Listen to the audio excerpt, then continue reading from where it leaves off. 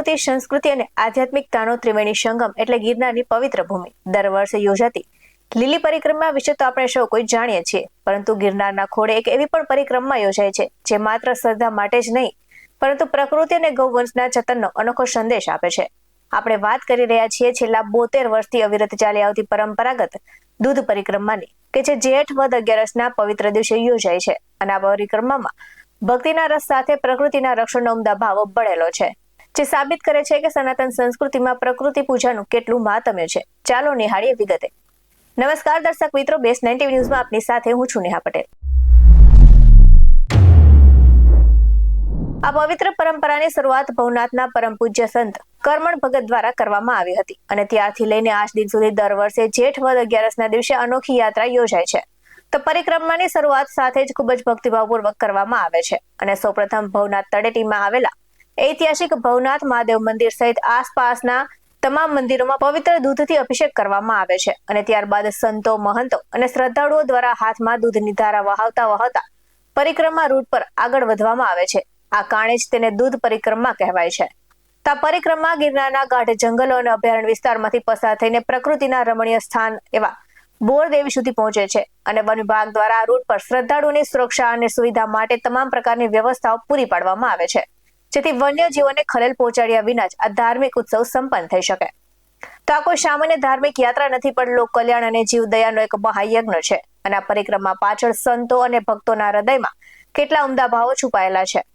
તો ગૌ સંરક્ષણ અને સંવર્ધન એટલે ગાયો પ્રત્યે આદર અને રક્ષણનો સંદેશ, પ્રકૃતિનું જતન એટલે ગિરનારની લીલોતરી અને પર્યાવરણને બચાવવાની હાકલ, સારો વરસાદ એટલે ધરતી લીલીછમ બને અને જગતનો તાત સુખી થાય તેવી પ્રાર્થના, તો માનવતા અને સ્નેહ એટલે મનુષ્યના એકબીજા પ્રત્યે પ્રેમ અને ભાઈચારો વધે, અને જીવદયા એટલે જંગલમાં પશુ પક્ષીઓનું જતન થાય અને દેવી દેવતાઓ પ્રસન્ન થાય.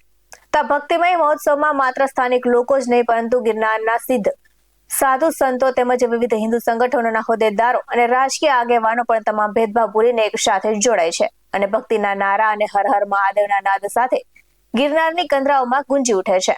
તો જૂનાગઢની આ દૂધ પરિક્રમા એ બાબતનું ઉદાહરણ છે કે ધર્મ જ્યારે પ્રકૃતિ અને જીવદયા સાથે જોડાય છે ત્યારે સમાજ કલ્યાણનો માર્ગ પ્રશસ્ત બને છે. અને આધુનિક યુગમાં પણ ગિરનારની ગોદમાં સચવાયેલી 72 વર્ષ જૂની પરંપરા આવનારી પેઢીઓને પ્રકૃતિ સાથે પ્રેમ કરતા શીખવે છે.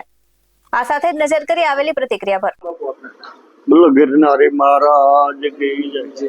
શ્રી કરમણ ભગત ભટકમરા બોલું છું કે ગિરનાર દૂધ ધારા પરિક્રમા આજે 72 વર્ષથી ચાલુ છે. યોગની એકાદશી, જેઠ વદ યોગની એકાદશી દૂધ ધારા પરિક્રમા હોય છે. આ દૂધ ધારા એક ધાર્મિક છે અને અમારે રબારી સમાજથી ભવનાથ નેહળામાં બધા દૂધ આપે છે અને પરિક્રમા કરે અને બધા દૂધ ઉપાડીને જાય. કાવડ એક ભેગી હોય અમારે ને 100 લીટર દૂધ હોય છે. દૂધની પરિક્રમા થાય છે. ઘણા ભવનાથના તમામ સમાજ આ પરિક્રમા અમારે કરે છે. હવે જંગલના નિયમ કે એક તો પ્લાસ્ટિકની મનાઈ છે, કોઈ પ્લાસ્ટિક લઈને ન જવું, આડાવડું ક્યાંય જંગલમાં પણ ન જવું, કારણ કે પ્રાણીને તકલીફ છે આપણે, એટલે સીધે રસ્તે આપણે જવાનું ને પરિક્રમા સવાગે પૂર્ણ કરવાની. બીજું બોલો. મારું નામ જીકાભાઈ ગીગનભાઈ કટારા, ભવનાથ નેસ્ટમાં રહું છું. આજથી 70 વર્ષ પહેલા પરિક્રમા ચાલુ થઈ દૂધ ધારા. ત્યાં આરેફો સાહેબ હતા, ભગુસી બાપુ રાઠોડ, એના અષ્ટક અને ગામ લોકો અને રબારી લોકો નેસના અમારે અને ગામ લોકો સાધુ સમાજ બધે સાથે હતું. એ સમયથી અમારે પરિક્રમા દૂધ ધારાની ચાલુ છે. અને આ વરસાદ સારો થાય એની માટે કે ભાઈ દૂધ ધારા આપણે ચાલુ કરીએ એટલે વરસાદ સારો થાય કે ભાઈ, એ સમયથી ચાલુ છે અમારે અને હજી ચાલુ જ છે. બોલો જય ગિરનારી, જય ગિરનારી. જી નમસ્કાર, જય શ્રી રામ, જય ગિરનારી. આપ સૌને જણાવતા આનંદ થાય છે કે આજ રોજ જેઠ વદ 11 એટલે એવું કહેવામાં આવે છે કે જુનાગઢ અને આસપાસ વસતા તમામ ગિરનારની આસપાસ વસતા લોકો તેમજ માલધારી સમાજ તેમજ અબોલ જીવોની સુખાકારી માટે થતી ગિરનારની પરિક્રમા એટલે દૂધધારા પરિક્રમા.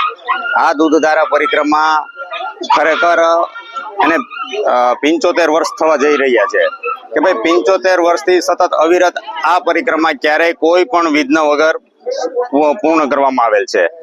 સારો વરસાદ થાય તેમજ આજુબાજુમાં વસતા તમામે તમામ માલધારી સમાજના અબોલ જીવો તેમજ સિંહ, દીપડા, વન્ય પ્રાણીઓના રક્ષણ માટે અને એની રક્ષા માટે થઈને આ ગિરનારની પરિક્રમા કરવામાં આવે છે, જેમાં દૂધની ધારાવળી કરતા કરતા તમામે તમામ દેવાલયોમાં આ પરિક્રમા થાય છે. આપણે જ્યાં અત્યારે ઊભા છીએ તે કર્મણ ભગતની જગ્યા છે, ત્યાંથી આ શરૂઆત થાય છે. ત્યાંથી લંબે હનુમાન તેમજ ભવનાથ સ્થિત મહાદેવ મંદિરેથી થઈ અને સમગ્ર ગિરનારના પરિક્રમા રૂટ ઉપર તમામે તમામ દેવાલયોમાં દૂધ ધારાવળી કરતા કરતા આ પરિક્રમા પૂર્ણ કરવામાં આવે છે અને છેલ્લે આપણે બોરદેવીથી દર્શન કરી અને પરત આવતા હોય છે. આવી રીતના દૂધધારા પરિક્રમા કરવામાં આવે છે અને લોકોની સુખાકારી થાય એવી જ ગિરનારી મહારાજને પ્રાર્થના. જય ગિરનારી. આવા જ વધુ અહેવાલ સાથે ફરી મળતા રહીશું. તમે અમારી યુટ્યુબ ચેનલને સબસ્ક્રાઇબ કરવાનું અને અમને ફેસબુક અને ઇન્સ્ટાગ્રામ પર ફોલો કરવાનું ભૂલશો નહીં. બાકીઓની અપડેટ્સ મેળવવા માટે આપ જોતા રહો BS9 TV ન્યૂઝ. નમસ્કાર.